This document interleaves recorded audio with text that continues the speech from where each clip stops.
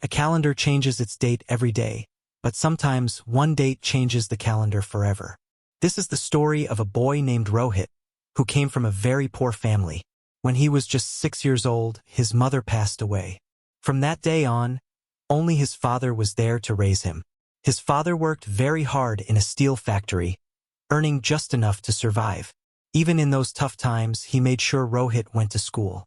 He would eat less, save money, and pay Rohit's school fees. Rohit was now 13 years old.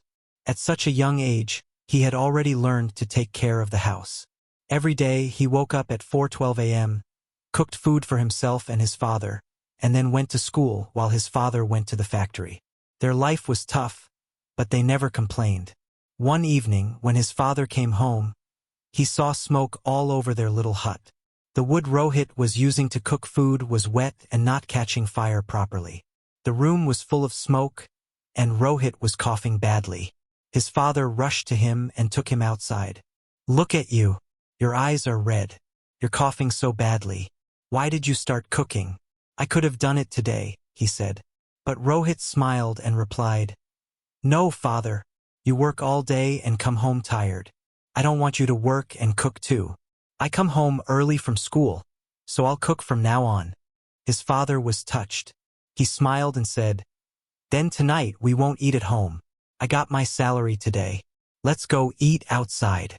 That was a rare moment of joy in their difficult life. Rohit was smart and hardworking.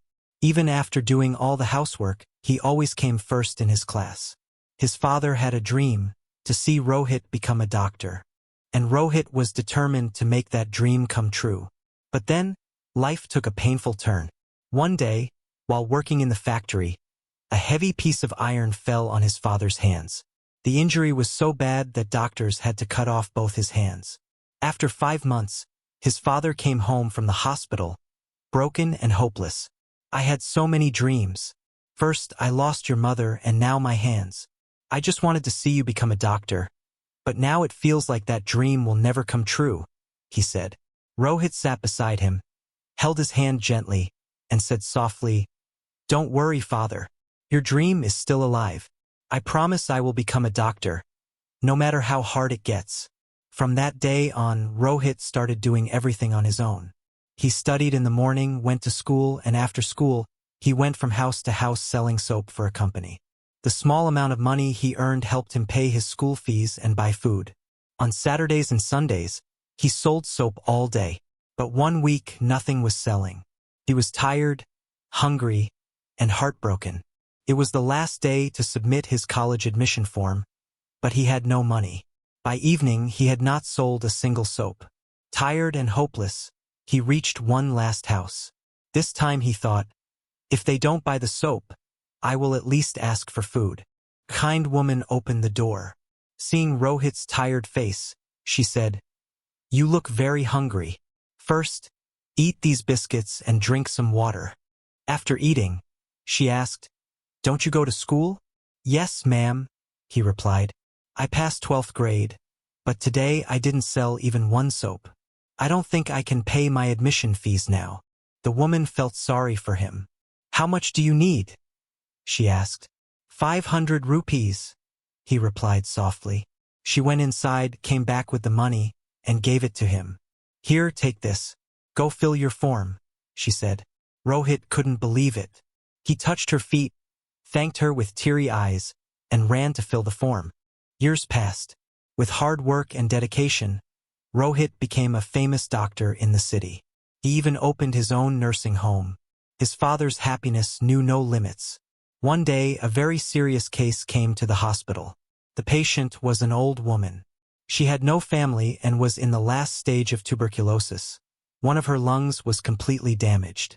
Rohit immediately told his team, "Admit her now. We must help her." But his junior doctor hesitated and said, "Sir, her treatment will cost lakhs. I don't think she can afford it." Rohit replied, "Money is not important, life is. Admit her immediately." For 2 months, he gave her the best treatment. Day and night, he stayed with her until she got better. Finally, the woman was ready to go home.